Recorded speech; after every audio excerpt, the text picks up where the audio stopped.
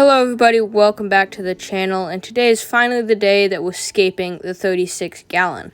So what I'm going to start with is just a line of sand around the perimeter of the tank.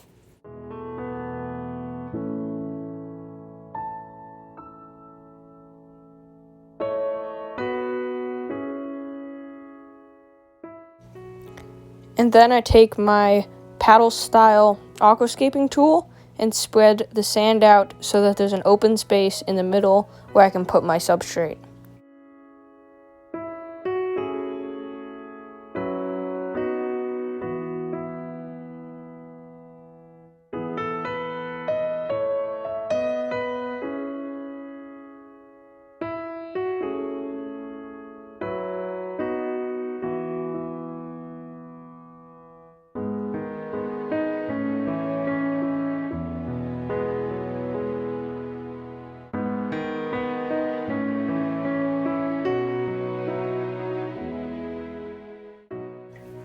Next, I'm going to be adding a layer of organic potting mix. This is because a lot of the plants I'm going to be using are very heavy root feeders and will require plenty of nutrients, and organic potting mix is one of the best ways to do this. With a dirted tank, I'm trying not to add too much into here because too much can cause algae, but you can be pretty generous with it in a tank this size. Then I decide to spread it out and make sure that it just kind of fills in that blank space in the middle of my sand barrier.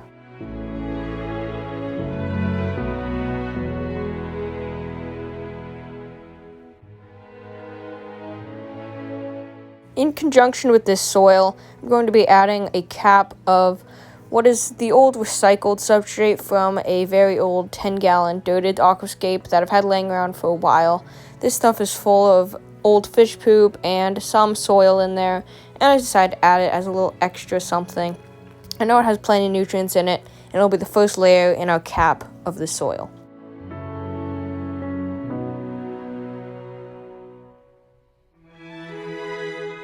Next, I'm going to be adding in a clay supplement.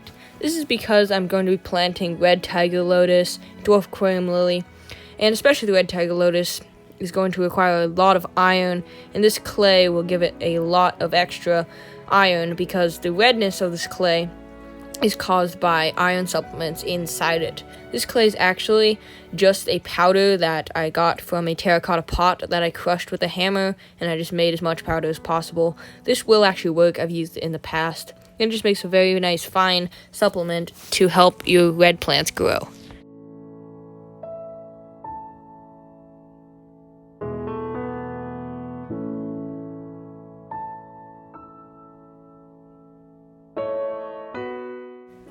The next step to this process is a layer of Eco-Complete. All this stuff is just leftover substrate from old tanks, and I decided to recycle it with this one. This isn't going to really be a detriment to the plants in terms of it being used. It might not have as much nutrients, but the dirt will help solve that problem.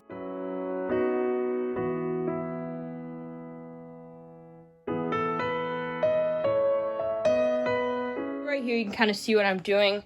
Low here, sloping up to the side, and putting the sand barrier here is so that you don't have to look at any of this soil that we have in here. Is just going to be capped with sand. Still plenty of substrate to add on top of this, but we're getting pretty close to our final substrate mix. In addition to the Eco-Complete, I'm adding 5 Seachem Flourish tabs. These are just little tablets of fertilizer that will help heavy root feeding plants grow. As you can see, I'm really planning on making sure there's a lot of nutrients in the substrate for some very heavy root feeding plants that I plan to use in the scape. So what I'm doing here is kind of overkill. I'm using the Aquarium shrimp plant substrate, and it's kind of not really necessary here. It doesn't even grow plants very well, but I had a bunch of it left over, and I didn't think I'd be using it on any other scape, so I might as well get rid of it here. It's a clay-based substrate, so it might help a little bit, but it's just really firm, and it's pretty difficult to grow plants in it just because of the firmness of the substrate. And our second to last substrate here is fluval stratum. So this is just basically a pelletized dirt that is really high in nutrients and really helpful for growing plants. It also kind of buffers your pH a bit.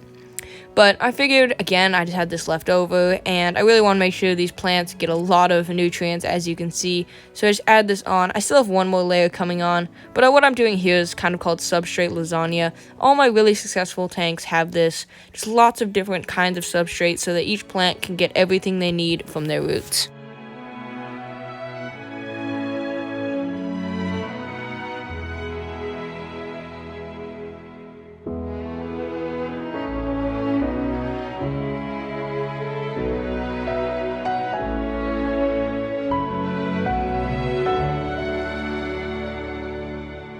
You guys can see what I'm doing here.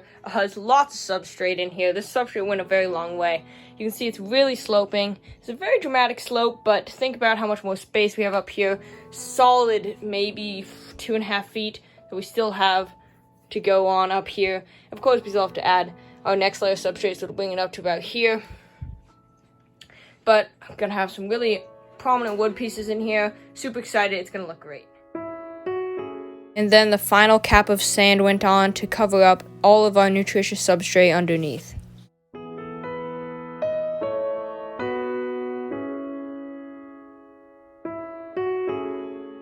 Next, it was finally hardscape time, which is my favorite part of the process.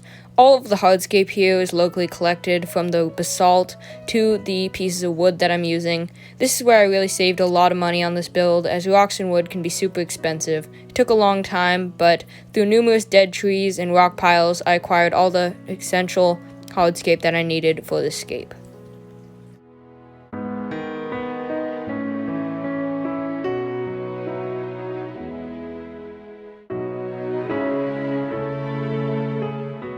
I was really lucky that one of the trees I found had some really interesting roots. This was one of my favorite pieces right here, and this was mainly the dominant hardscape in this tank. I really wanted to have one big piece of wood, and this one fit the bill.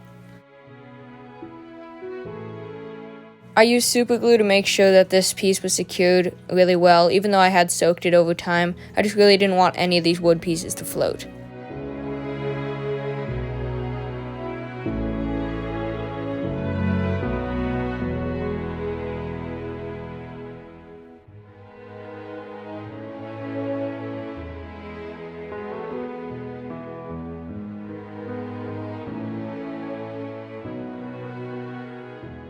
Next, smaller pieces of wood were added to the scape.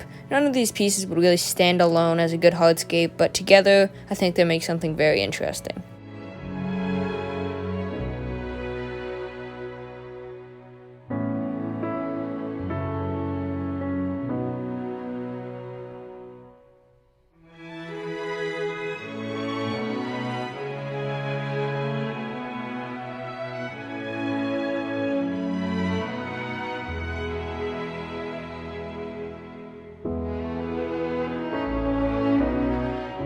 Smaller detail gravel was sprinkled around the rocks to make the blend between the hardscape and the sand more interesting.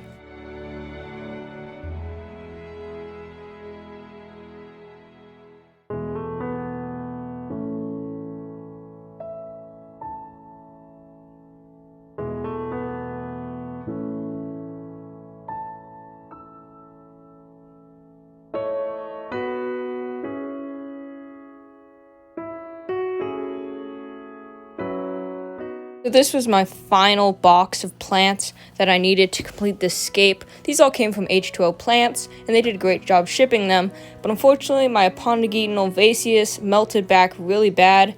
Seemed like it didn't survive shipping very well. So I had to remove all the dead leaves, which turned out to be most of them.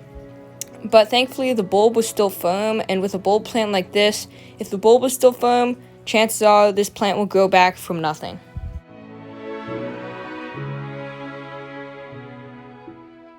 Next, I made sure to give the base of the tank a good spray. This is just because I find it makes it easier for me to plant, and I find it helps anchor them in the substrate and keep them from floating up when the tank gets filled.